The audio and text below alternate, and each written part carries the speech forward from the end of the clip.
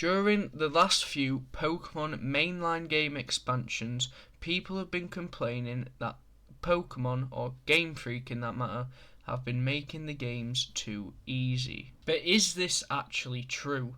Have Game Freak purposefully made the Pokémon games easier? Well, in this video, I'm going to tell you some ideas that I have that either show that Game Freak have made the games easier or show that they have made them harder. I'm going to start off with the ones that show they made it easier, and the first one I'm going to talk about is XP. XP is what your Pokemon gain after defeating either a wild Pokemon or a trainer. But in generations 1 to 5, your Pokemon had to be physically in the battle to gain the XP. However, from Gen 6 onwards, this didn't matter. Your Pokemon just had to be in your party to gain XP after winning a battle. This took out a lot of grinding that was needed in the older games. It let you progress quicker, knowing that your Pokemon wouldn't be as underleveled. Now, a Pokemon still does gain more XP if they are actually in the battle, but it still reduces the time needed to get all your Pokemon to the same level, meaning that you can progress further and you don't have to do as much work as the older generations.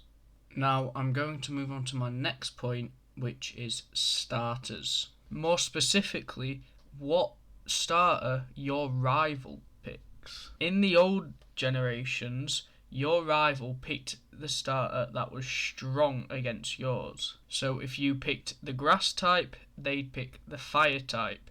If you picked the water type, they'd pick the grass type.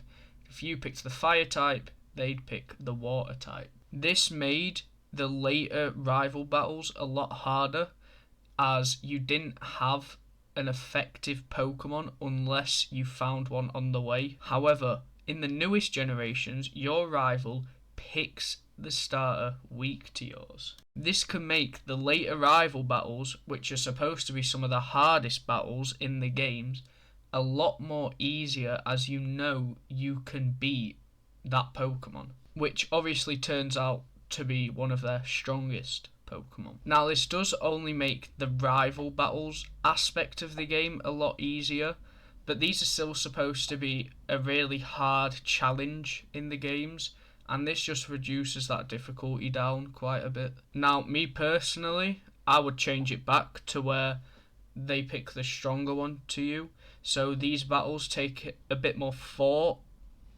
so it just makes the game, one, a bit more fun, and obviously a bit more difficult. Now, the final point that I'm going to make that kind of shows that they've made the games easier is kind of a new addition. It's optional trainers. In Scarlet and Violet, you don't have to battle the random trainers in the wild. This means that you can just progress straight through without actually having a challenge in the middle of required battles. This does create a safer environment in the Pokemon games. However, you can still have the option to battle these trainers. It's just that you have to choose whether you want to do it. I do think Scarlet and Violet make up for it with the amount of required battles that they make you do with the Titan Pokemon, Team Star. So I think with that game, it is fine for the optional trainers, but I think it makes the game a lot harder if you actually had to battle them. Not a lot harder, but at least more harder. Now, enough with the waffling, because I've been doing that quite a bit this video. Let's go on to what makes the games maybe a bit more harder now. Now, the first one I'm going to talk about is the open areas in the later games. Open areas mean that you have to find your own way to your next destination instead of following the path that the game has made for you, which can then lead to you running into too strong of Pokemon, which, if you're doing a Nuzlocke, is definitely not a good thing, as you can't run away and you will most likely lose Pokemon during it. This does really make the Nuzlocke games a lot harder. Not necessarily just a normal playthrough, as if you lose, you're gonna be fine. You can just go back and not run into that Pokemon. But for the Nuzlocke games, it is definitely a problem. Now, my final 2 points kinda go together. It's terrestrialization and Dynamaxing, and also the dens that come with it. The dens definitely add a challenge into the games, as they are some of the strongest Pokemon, and also there is only a certain amount of time you get to defeat these Pokemon. However, they do only really make the game harder if you wish to go into these dens. If you don't want to, then the game doesn't really change at all. You can also choose which Pokemon you want to battle with, so you can then pick one that is effective against the Terra or Dynamax Pokemon. But in normal battles, when trainers can Terrestrialize and Dynamax, it does make the battles quite a bit harder. It definitely does make battles more strategic, because you've got to think of extra things that you don't have to think of in normal battles.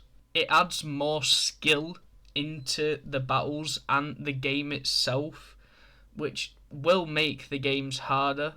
This is definitely more prominent with terrestrialization, as the Pokemon can change their typing, which makes the game, well, the battles a lot harder, as before you could just pick a super effective Pokemon and that'd be it. But now you have to combat if they're going to change their type, and they could even end up being super effective against you. So it just changes a lot in the battle, and I think this definitely makes the game harder. This video has been a bunch of waffle, so I doubt many of you are here at the end, but if you are and you did enjoy, please like and subscribe. And if you've got any more points that you think have made the games easier or harder, leave them down in the comments below, and I will see you guys next time. Goodbye.